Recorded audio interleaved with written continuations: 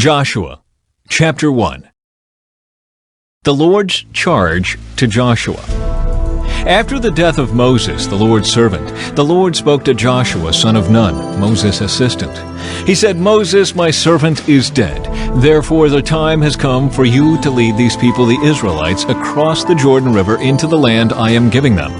I promise you what I promised Moses. Wherever you set foot, you will be on land I have given you, from the Negev wilderness in the south to the Lebanon mountains in the north, from the Euphrates River in the east to the Mediterranean Sea in the west, including all the land of the Hittites.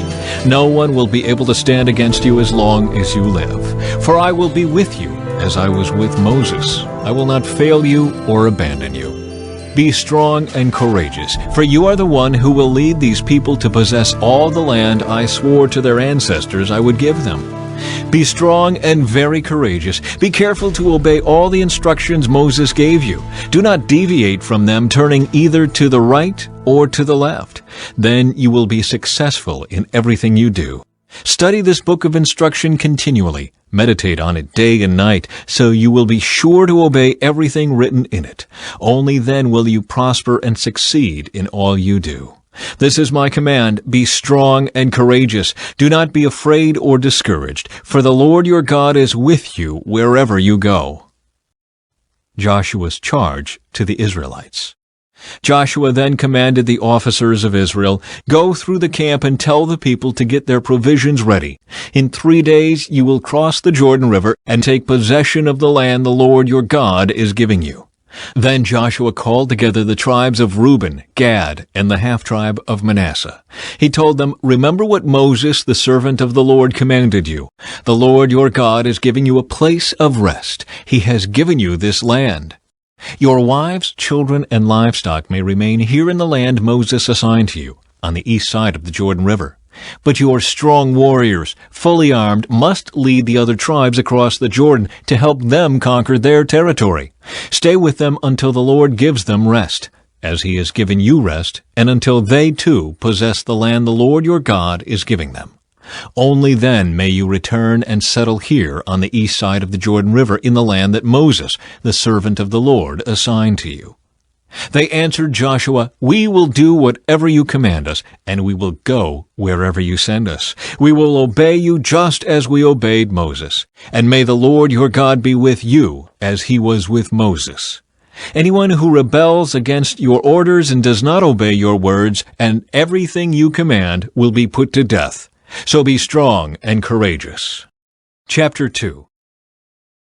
Rahab protects the spies. Then Joshua secretly sent out 2 spies from the Israelite camp at Acacia Grove. He instructed them, "Scout out the land on the other side of the Jordan River, especially around Jericho." So the 2 men set out and came to the house of a prostitute named Rahab, and stayed there that night. But someone told the king of Jericho, "Some Israelites have come here tonight to spy out the land." So the king of Jericho sent orders to Rahab, "Bring out the men who have come into your house, for they have come here to spy out the whole land." Rahab had hidden the 2 men, but she replied, "Yes, the men were here earlier, but I didn't know where they were from. They left the town at dusk as the gates were about to close. I don't know where they went. If you hurry, you can probably catch up with them." Actually, she had taken them up to the roof and hidden them beneath bundles of flax she had laid out. So the king's men went looking for the spies along the road leading to the shallow crossings of the Jordan River.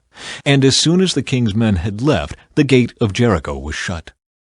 Before the spies went to sleep that night, Rahab went up on the roof to talk with them. "I know the Lord has given you this land," she told them. "We are all afraid of you. Everyone in the land is living in terror, for we have heard how the Lord made a dry path for you through the Red Sea when you left Egypt. And we know what you did to Sihon and Og, the 2 Amorite kings east of the Jordan River, whose people you completely destroyed. No wonder our hearts have melted in fear. No one has the courage to fight after hearing such things. For the Lord your God is the supreme God of the heavens above and the earth below. Now swear to me by the Lord that you will be kind to me and my family, since I have helped you. Give me some guarantee that when Jericho is conquered, you will let me live, along with my father and mother, my brothers and sisters, and all their families." "We offer our own lives as a guarantee for your safety," the men agreed. "If you don't betray us, we will keep our promise and be kind to you when the Lord gives us the land." Then, since Rahab's house was built into the town wall, she let them down by a rope through the window. "Escape to the hill country," she told them. "Hide there for 3 days from the men searching for you. Then, when they have returned, you can go on your way." Before they left, the men told her, "We will be bound by the oath we have taken only if you follow these instructions. When we come into the land, you must leave this scarlet rope hanging from the window through which you let us down.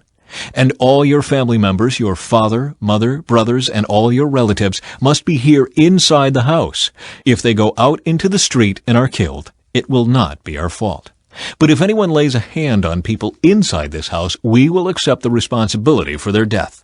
If you betray us, however, we are not bound by this oath in any way."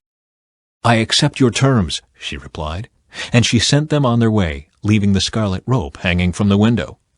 The spies went up into the hill country and stayed there 3 days. The men who were chasing them searched everywhere along the road, but they finally returned without success. Then the 2 spies came down from the hill country, crossed the Jordan River, and reported to Joshua all that had happened to them. "The Lord has given us the whole land," they said, "for all the people in the land are terrified of us." Chapter 3.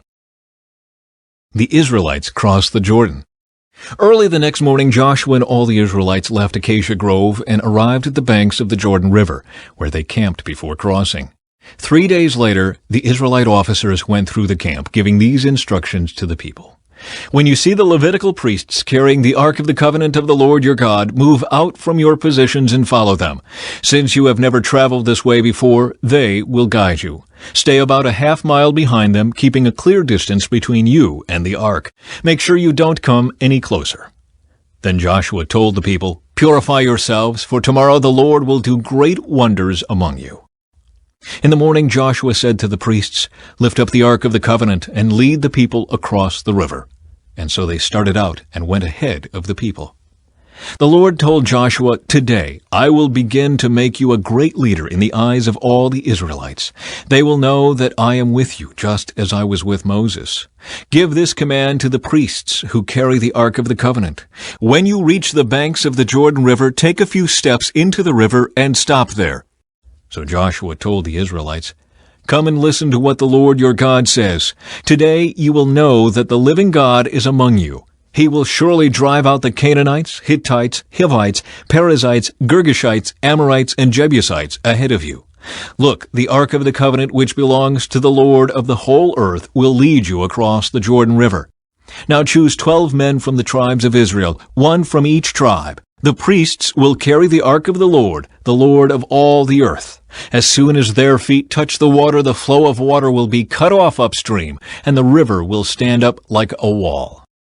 So the people left their camp to cross the Jordan, and the priests who were carrying the Ark of the Covenant went ahead of them. It was the harvest season, and the Jordan was overflowing its banks.